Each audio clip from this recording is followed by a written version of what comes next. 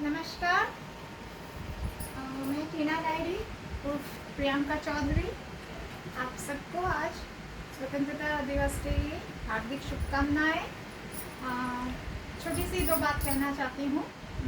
मैं कोई लेक्चर देने वाली भी नहीं हूँ, मैं कोई प्रोफेसर नहीं हूँ, मैं कोई पॉलिटिशियन नहीं हूँ, कुछ भी नहीं हूँ। तो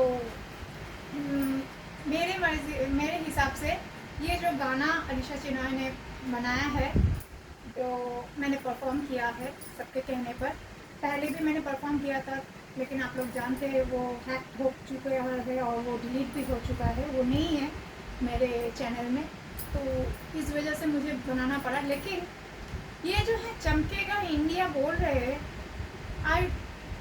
मैं डिसएग्री करती हूँ, मैं इत्तेफाक नहीं रखती इनसे, इत्तेफाक नहीं रखती। क्योंकि नहीं रखती? इंडिया हमेशा ही चमकाया हुआ है। अगर इंडिया चमकता नहीं होता, इंडिया इतना रिच नहीं होता हर जगह से, दौलत से बोलिए, रिच कल्चरल हेरिटेज से बोलिए, ब्यूटी से बोलिए, कि नेचर की ब्यूटी से बोलिए, तो इतने सारे अदर कंट्रीज़ के लोग इंडिया को इन्वेट करके लूट के अपना देश को अमीर नहीं बनाते। चाहे वो मुग़ल का साम्राज्य बोलिए, चाहे वो ईस्ट इंडिया कंपनी बन के आए, ब्रिटिश का बोलिए, कि और भी जितने सारे इन्वेडर्स थे इंडिया को इन्वेट करने के लिए। तो इस वजह से मैं इस गाने को मैंने तो किया है, लेकिन I totally disagree that India चमकेगा।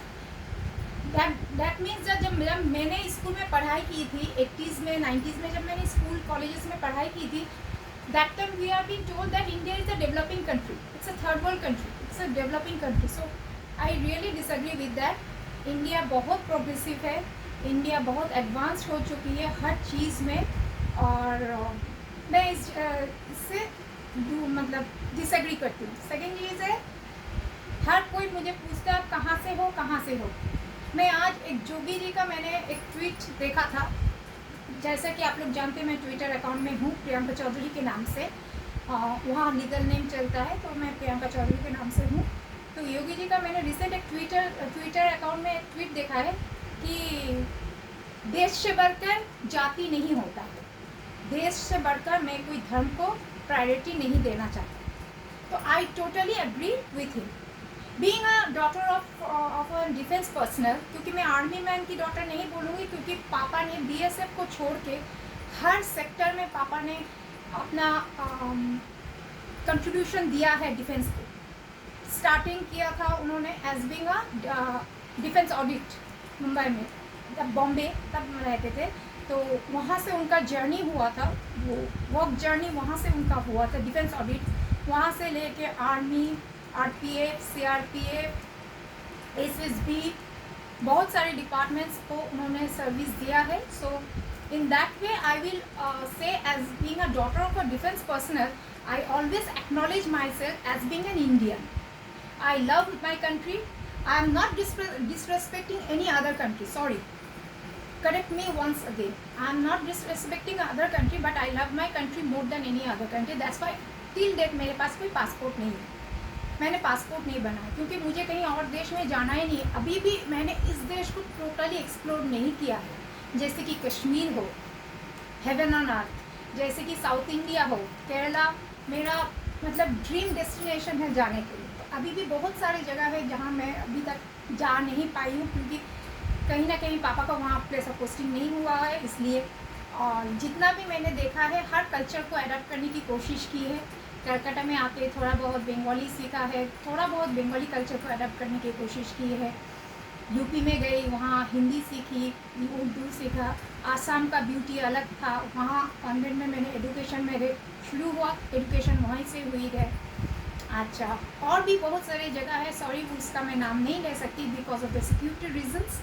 तो इसी वजह से मैं आप लोगों को बोलती हूँ कि चमकेगा इंडिया गाना सुनने में अच्छा लगता है, लेकिन आई टोटली डिसएग्री। इंडिया बहुत आगे बढ़ चुकी है, और मोदी जी के ज़माने में अभी जो कहूँगी मैं, वो उनका जो रहन सहन, उनका जो थॉट है, उससे तो मैं नहीं रहती। मोदी जी की मैं कोई फ़ैन नहीं हूँ, लेकिन as being the prime minister of India, he is representing our country in the global sector. So as being the prime minister, after I must say after Indira Gandhi, उन्होंने बहुत कुछ इंडिया को आगे फॉरवर्ड ले गए. जहाँ तक इंदिरा गांधी जी मैम जहाँ मतलब स्टॉप मतलब उनका देहांत अचानक से उनका असैसिनेशन हो गया था, तो जहाँ उन्होंने स्टॉप किया था उस जगह पर एक ब्लॉकेज आ गया था, एक वॉल आ गया था. वो वॉल को तोड़ के मोदी जी ने जो आगे बढ़ने की कोशिश की और कोशिश में वो जो अचीवमेंट वो ला पाए हैं,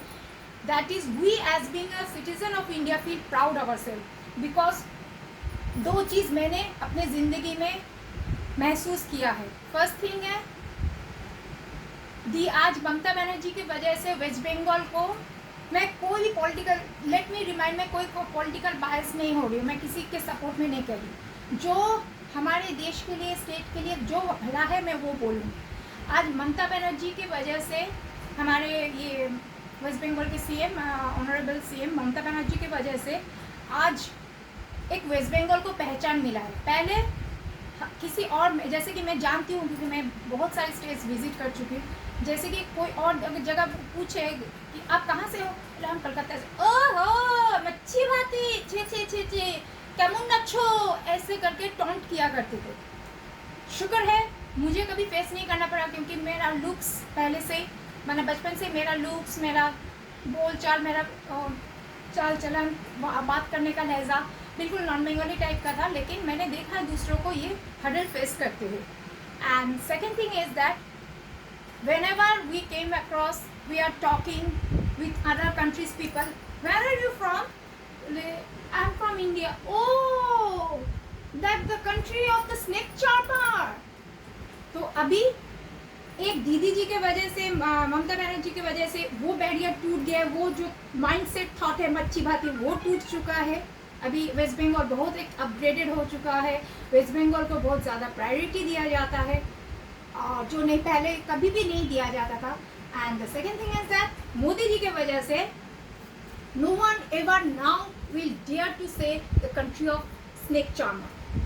सो in that case I really say thankful and feel honored that they both of them, no matter what they are doing in their political field, I am not concerned about that, but as being a citizen I feel proud that इन्होंने वो दो barrier को तोड़ने की कोशिश की है और 100% एफर्ट देने की कोशिश की है, तभी जाके 60% वो कामयाब हो चुके हैं. और 40% की उम्मीद रखती हूँ. और आप लोग सब एंजॉय करें, और प्लीज़ आज के दिन शराब पी के ये सब करके एंजॉयमेंट मत कीजिए. और last but not the least, सिर्फ 15 अगस्त नहीं, हर दिन को एक सैल्यूट दीजिए, क्योंकि हर दिन हमारे देश को बचाने के लिए न जाने कहीं ना कहीं बॉर्डर में कहीं ना कहीं कोई ना कोई डिफेंस पर्सनल शहीद होते जा रहे हैं. सिर्फ 15 अगस्त 1947 में ठहर नहीं गया है. अभी भी हमारा देश खतरे में है. जब तक हमारा देश देश की तरह रहेगा, खतरे में रहेगा, और खतरे से हम सिटीजन्स को, जनरल सिटीजन को बचाने के लिए कोई ना कोई शहीद होता जा रहा है. तो ये दिन में एक बार आप जब सुबह उठ के भगवान को नमन करते तो दिन में एक बार उन शहीदों के लिए प्लीज़ नमन कीजिए, क्योंकि मैं मानती हूँ कि हर दिन किसी न किसी का घर उजड़ता जा रहा है, किसी न किसी का सिंदूर उजड़ता जा रहा है. तो मैं बहुत इमोशनल हूँ, क्योंकि ये केस एक नहीं है, क्योंकि मेरे पापा 3 लड़ाई में थे, तो उनके जो शरीर में गोलियों का निशान मैंने देखा है. तो मैं सोचती हूँ, लेकिन उन्होंने गोली खाई है, थैंक गॉड वो बच गए. लेकिन ज़िंदगी का मार देखिए, गोलियों से 8 गोलियों से बच गए. 3 लड़ाई, India China, India Pakistan, India Bangladesh. लेकिन बस एक्सीडेंट में, घर के सामने बस एक्सीडेंट में उनका अचानक से देहांत हो गया. तो it is called the fate, and हम फेट के आगे कुछ नहीं कर सकते. लेकिन last but not the least, हर दिन कोई ना कोई शहीद हो रहा है हमारे देश को बचाने की. चाहे वो पुलवामा बड़ा केस है इसलिए हाईलाइटेड हुआ, कारगिल बड़ा केस है इसलिए हाईलाइटेड हुआ, लेकिन हर दिन कोई ना कोई होता है. ये सब हाईलाइटेड इतना ज़्यादा नहीं होता है, कहीं भी ट्विटर में भी नहीं होगा, न्यूज़पेपर में नहीं होगा, कोई चैनल भी नहीं होगा, क्योंकि हर चीज़ में बिजनेस होता है. और हर कोई अगर मरे, कोई जवान मरे, कोई कांस्टेबल मरे, तो उसमें तो कोई किसी न्यूज़ चैनल का कोई पीआर रेटिंग नहीं है ना, इसलिए वहाँ कोई फ़ायदा नहीं। लेकिन मैं, आप अगर इंडिया को पसंद करते हैं, सच्ची में भारत माता को पसंद करते हैं, तो एक नमन हर दिन कीजिए उन शहीदों को जिसके वजह से हम सुरक्षित घर में बैठे हुए हैं, हमको कोई तकलीफ़ नहीं हो रहा, हर चीज़ हमारे सामने मौजूद है। इसी बात में नमस्कार, जय हिंद।